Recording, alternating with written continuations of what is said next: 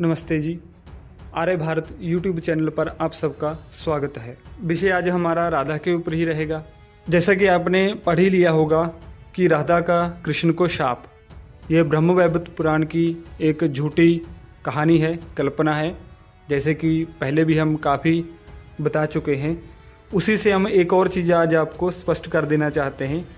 आज की इस कहानी से, इस कल्पना से आप जो विचारशील मनुष्य हैं, जो सत्य को जानना पसंद करते हैं, असत्य का त्याग करना चाहते हैं, आज की इस कहानी से, इस कल्पना से, ब्रह्मवैवर्त पुराण की जो ये घटिया एक कहानी है, इससे आप अंदाज़ा लगा सकते हैं। अंदाज़ा क्या, आप एक निर्णय पे पहुंच जाएंगे कि सच्चाई क्या है और झूठ क्या है। तो ब्रह्मवैवर्त पुराण में एक ऐसा किस्सा आता है, एक जगह पे वहाँ पे बताया जाता है कि राधा ने कृष्ण को शाप दे दिया। स्क्रीन पे जो कुछ श्लोक दिखा रहा हूँ आप देख सकते हैं। इन श्लोकों का मैं आपको अर्थ बताता हूँ, उसके बाद हम थोड़ी चर्चा करेंगे। इन श्लोकों का अर्थ यह है, राधा यहाँ पे कृष्ण से कह रही है, हे कृष्ण ब्रज के प्यारे, तू मेरे सामने से चला जा, तू मुझे क्यों दुख देता है। हे चंचल, हे अति लंपट कामचोर, मैंने तुझे जान लिया है, तू मेरे घर से चला जा। तू मनुष्यों की भांति मैथुन करने में लंपट है, तुझे मनुष्यों की जोनी मिले, तू गोलोक से भारत में चला जा। हे सुशीले, हे शशिकले, हे पद्मावती, हे माधवो, यह कृष्ण धूर्त है, इसे निकालकर बाहर करो, इसका यहाँ कोई काम नहीं। अब आप स्वयं विचार कीजिए कि भगवान श्री कृष्ण के विषय में ऐसी घटिया गंदी गालियाँ यहाँ पे लिखी हुई हैं, जहाँ पे पुराण में बकने वाले ने कोई कसर बाकी नहीं छोड़ी है। विचार कीजिए कि राधा भगवान श्री कृष्ण को कैसी कैसी घटिया शब्दों से संबोधन कर रही है। राधा कृष्ण की गोलोक वाली ये पत्नी है जो श्री कृष्ण को व्यभिचार में पकड़कर शाप देकर उसे गोलोक से नीचे भारत में जन्म लेने का शाप दे रही है और उसे वहाँ से धक्के लगवाकर अपनी सखियों से उसे वहाँ से बाहर निकलवा रही है। मतलब हद है, हद है।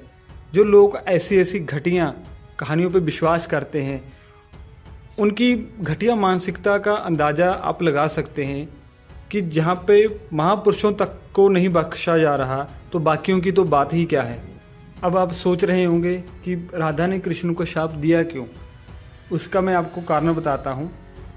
राधा ने कृष्ण को इसी वजह से शाप दिया है क्योंकि भगवान श्री कृष्ण, क्षमा कीजिए, उनके लिए तो ये भगवान नहीं है, उनकी दृष्टि से जो लंपट, दुराचारी और धूर्त कृष्ण है, वह किसी दूसरी औरत के साथ पकड़ा गया।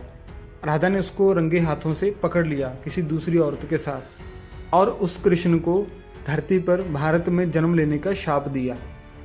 विचार कीजिए, जहाँ आके इन पुराणकारों ने जिस कारण से उनको शाप मिला है, वही कारनामे फिर से यहाँ पे बल्कि और भी ज़्यादा करवाए।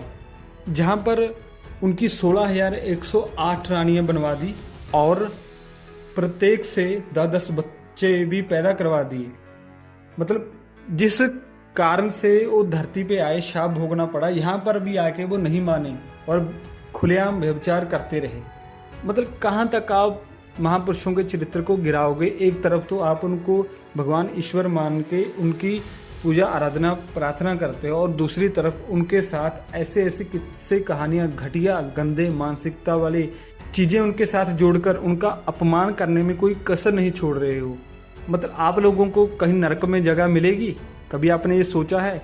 जब तक इन घटिया पुराणों का और ये घटिया गुरु घंटाल जो हैं, जो पुराणों को बढ़ावा दे रहे हैं, इनका बहिष्कार नहीं होगा और वेदों का मंडन, जो वैदिक धर्म है, उसका प्रचार प्रसार नहीं होगा, तब तक ये घटिया किस्से कहानियाँ यहाँ से जाएंगी नहीं। और हमारे भाई हिंदू भाई हैं जो, इनको भी समझना चाहिए, इनको भी वैदिक धर्म के बारे में जानना चाहिए और अपने महापुरुषों के ऊपर जो ये कलंक लगे हुए हैं, इनको धोने का प्रयास करना चाहिए। तो इस कहानी को देखकर, इस चीज़ को समझकर आप भी इन पुराणों का बहिष्कार करें, इनसे दूर रहें, इनसे दूर हटें और अपने वैदिक धर्म की ओर वापस लौटें। हमारे भगवान श्री कृष्ण वैदिक थे, राम जी वैदिक थे, हमारे महापुरुष ऋषि मुनि हनुमान जी वो सब वैदिक हुए हैं, तो हमें भी वैदिक बनना चाहिए। आज के विषय में इतना ही। आशा करता हूँ आपको कुछ जानकारी अवश्य मिली होगी और आप किसी निर्णय पे अवश्य पहुँच सकेंगे। मिलते हैं एक नई वीडियो के साथ, तब तक के लिए धन्यवाद। नमस्ते जी। ओम।